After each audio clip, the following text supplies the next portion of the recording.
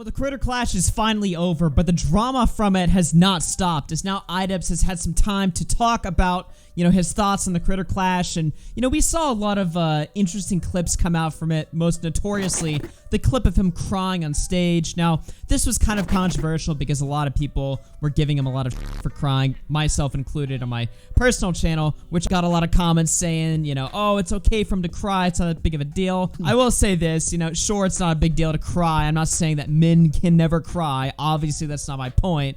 I just thought that when he broke down when talking about how his old audience doesn't really like him anymore. Yeah, I really appreciate everyone. I know I'm not everyone's cup of tea, but I really do appreciate the support, and thank you for coming.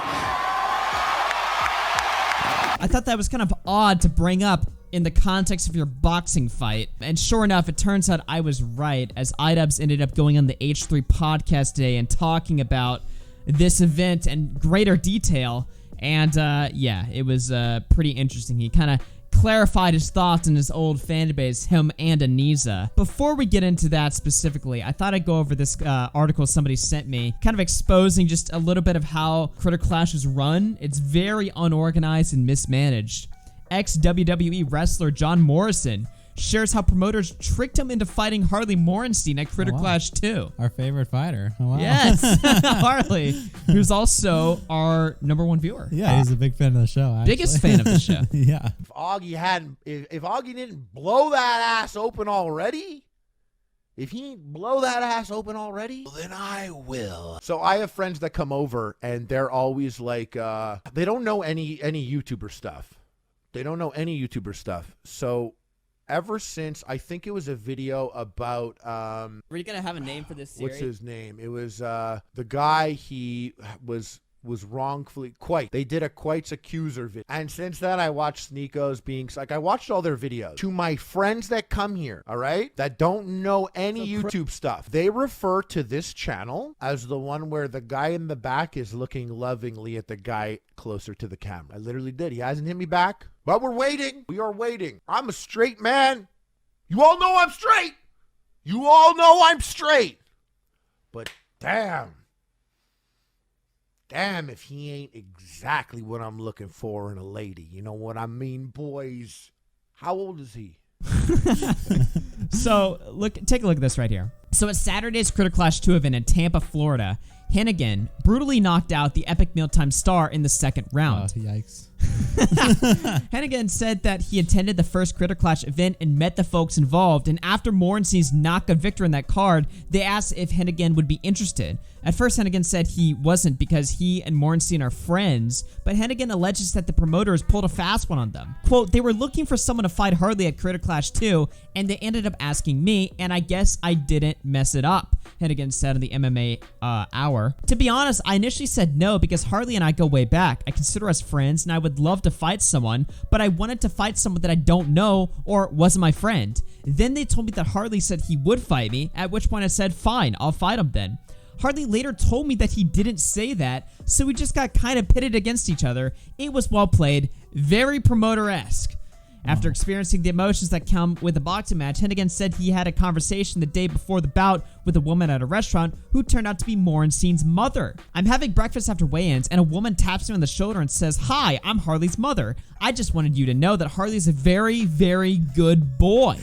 He's just a big teddy bear, and please don't hurt him. Aww. Hennigan explained. I said, your son is a very good boy, and your son is a very big boy, and I think he's going to try to hurt me too. We're going to try to hurt each other. Punching hurts. And I'm glad we both ended up okay. That is a little bit weird, right? Like if they're like telling each other, oh yeah, he wants to fight you, and then it's like, well, okay, I guess. Yeah, they lied about this to set it up, because obviously if, if what really happened is Harley specifically challenged him, well, he's going to take him on that challenge. Yeah. But that never happens. They just lied to set it up. But it seems like Harley and the WWE wrestler, neither of them really gave that much of a shit because they're like, it was a very good promoting strategy, which is I'm sure they're not assman about it. Yeah, they're not assman. What's interesting about this though is that John Morrison mentioned he's like, I don't want to fight someone I'm friends with, or I want to fight someone I don't know. So, but what's interesting to me about that is like, remember when Dad was like getting challenged or whatever, and he had that whole Discord leak where he was like, I'm not going to give any attention to people who are bad like that. I just want to fight people I'm cool with. Yeah. And I was like, this is so gay. This mindset's so gay. So it's interesting to at least see it's not completely gone. And this guy's like, I don't want to fight my friends. That's like gay. I want to fight like someone I'm not friends with or I don't know. Yeah. It's more interesting. It would be more interesting that way. Yeah. But I mean, I guess I didn't see the fight between Harley and him himself. I guess it was pretty quick, pretty clean cut, but hopefully it was at least good. We knocked him out of the stage in like the first round. It was like crazy. Oh, well, damn. I didn't watch it, so. Oh my god, you fucking straight up didn't even watch it. Didn't even no support to Idubbbz whatsoever. I had no idea. Well, listen, Idubbbz is sad about the fact that you didn't watch it. He's sad about the fact that a lot of his old audience doesn't watch him anymore. But before we get into that, he made a very stunning revelation today in the H3 podcast in the fact that he doesn't like boxing at all. He actually hates the sport. He does not have fun with it. He does not enjoy it, and he hates going to the gym for it. So let's listen. To the end, there was a very emotional scene for a lot of us.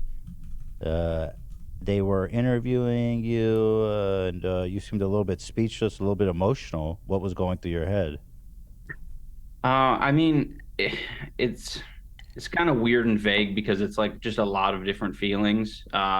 Obviously, one is like relief that this whole thing's over. Two, it's just been me, grinding really hard, not focusing on, I'm gonna be honest. I don't love boxing. I find it to be very challenging and very difficult to do. And so it's not, when I go into the gym every day, it's like not therapeutic, or it hasn't been very therapeutic for me. Wow. Or fun. Wow. There's moments, where it's like, oh, I'm doing well today. Awesome. But What? It's been very hard. So just like relief that it's over, stress from the event accumulating because we had, plenty of drama and, just criticism and everything online. It's just like it all kind of builds up and it's like, oh shit, like at the end of this fight, a lot of that stress is now gone. Or okay, the very demoralized Idubbbz there explains that he's happy it's all over, but he doesn't even really get like any joy from training or any of the parts involved in the boxing fight.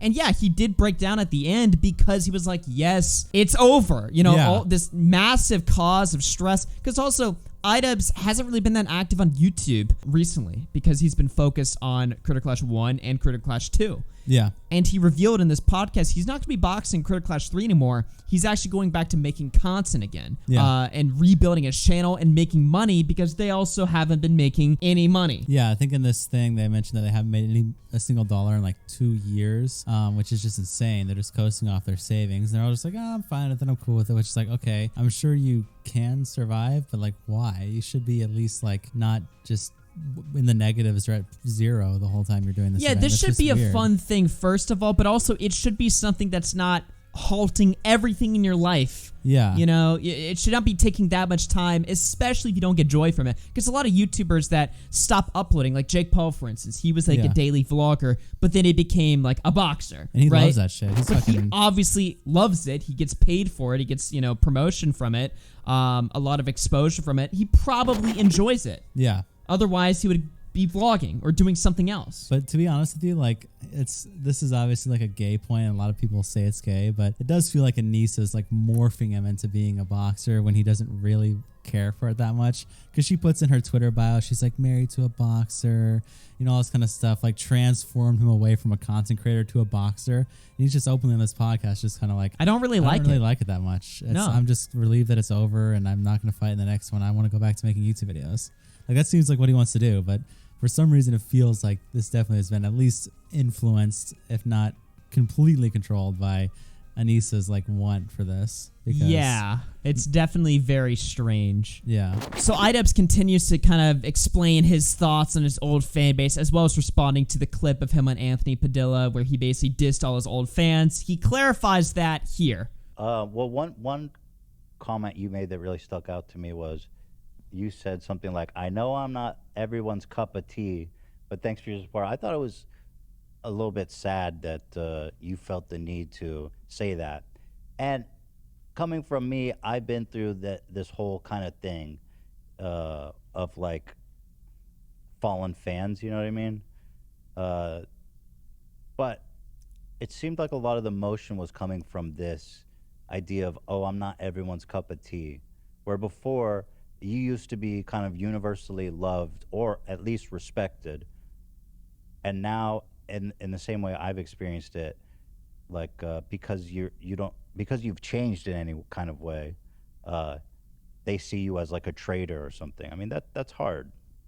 Yeah, I mean, I guess I said that for pretty much everyone, you know. Like I think, I don't know. I've been doing a lot of growing over the, you know, Growing. What? I don't know, my career on YouTube. So it's been, I don't know, it's been difficult. I've had to like face a lot of things. I've had to like face the, you know, the audience that I've built. And it's interesting because I had like a viral moment on like Anthony Padilla's sit down interview where I was basically saying that, like, you know, I saw the fan base that I was cultivating, and I think a lot of people saw me say that as like a me disowning my former fan base, or like, you know, turning my back to them or whatever. And it's, for me, it was more like, no, I was disappointed that I you know, went as far as I did with things. And I'm aware that I'm the one who like cultivated that fan base, and it was just disappointing for me to make that realization in person with a lot of these fans that I would interact with. And you know, they were essentially holding up a mirror to me, and you know, that was tough to you know, realize. So the cup of tea thing was more you referencing people that you've hurt rather than the people that you've left behind, as in like Yes. people that you've hurt with your actions in the past. That's a good way of putting it. Yeah. What? Why Well, did she yeah, just I say feel- that for him? So what she's basically saying is like, Idubbbz is sorry for the people that were harmed by his content. Like all of the edgy kids that used to watch Idubbbz would sling around the N-word and stuff like that. They go to school and start dropping it to, I guess, people and pissing off, you know, minorities, I guess. And so I am adding a lot of context to what they're saying, but that's kind of what my interpretation, what Anissa's like saying for Ian, Yeah, well- which is that, yeah, go ahead. Yeah, I mean, like, well, look, so she's saying, like, what you said, when Idubbbz was sitting there crying and breaking down on stage and saying, I know I'm not everyone's cup of tea, he wasn't referencing the recent internet drama and all the shit he's been getting over it. He was referencing 8 years ago when people, like, when he did things that hurt people, and that was all his emotions coming out from 8 years of buildup and him becoming a new, better person, which it's like, I don't believe that that's true, based on what he had just said previously before, where he was like, I wasn't turning my back on my fan base. They just held up a mirror to me, and I was just disappointed that I cultivated that. I don't believe it's true that he's crying over all the people he hurt 8 years ago by saying N-word F slur.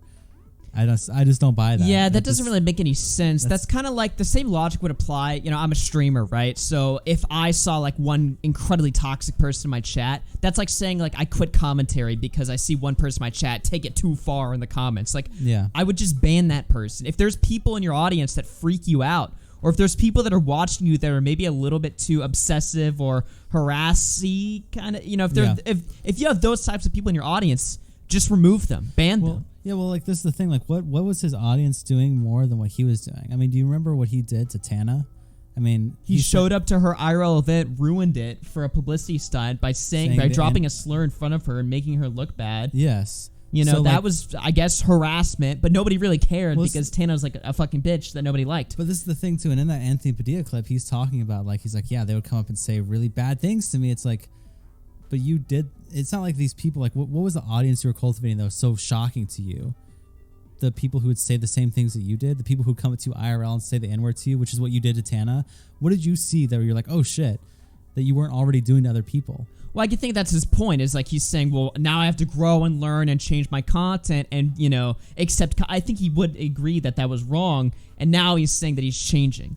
Yeah, but he's just saying, like, I don't understand it, though, because he's just saying, back then they were showing a mirror to me. It's like, the mirror to you was what you were already doing. I don't think that anything changed in his mindset. Well, yeah, his point is that they were showing a mirror of my actions. My actions are horrible because they spawned these people. I just don't believe that. I don't believe that the people he met saying the N-word to him magically change his mind when he was Right. already saying the N-word to It's an 10 illogical out of thought process because Yeah. again, like I said, if people are taking the jokes that you're making too far, because I'll be honest, that does happen. All right, Well, yeah. I make a lot of edgy jokes on my channel, and people kind of get the wrong understanding of them and start going a little bit crazier than where I drew the line. Right. Right. But like I said, these are isolated examples. Like, this was not his entire audience. His entire audience weren't internet terrorists ruining the internet and ruining people's lives that he covered on Content Cop. That Yeah. just never happened. Sure, maybe a few people were crazy. I mean, 50 million people watch his Content Cop on Rice Gum. I'm sure, obviously, out of, those 50 million people, a lot of that, there's probably like 1,000 psychopaths. Yeah, But you just at least. ban them if you notice them. If you notice people in your audience are getting rowdy, you don't have to change your entire style. But I guess he, according to him, if he's being honest here, he interpreted that as like, oh shit, I must change so that these people stop watching me. But realistically, and I know it's a tired point at this point, right? It was probably the influence of Anisa Well, more so than this weird sort of logical connection that he's kind of trying to draw up on the podcast, at least in my opinion. I agree. Well, especially given all those leaked texts that Anissa had back in 2017 to all her little supporters, where she's just saying that he's like a man-child and he's like a loser and he sucks and he has no grip on reality, or whatever the hell she was saying, just totally dissing him. At that time, I'm sure that it was her life goal to change him and make him better. So it wasn't, that's what I'm saying, where I don't believe the idea where he was interacting with fans himself and they were saying, "What's up, N-word?" And then he was like, "Whoa, oh my God, that's so Whoa, shocking what have to I me." done? I've created this. No, he did not do that because he was going out and doing the same Yeah. thing, but worse. Exactly. So I just don't believe that idea. If they were showing me a mirror and I just was so disappointed and shocked. Okay, That's just dude. not what happened. So I was Come definitely influenced by the woman right next to him for sure. Yeah, for sure.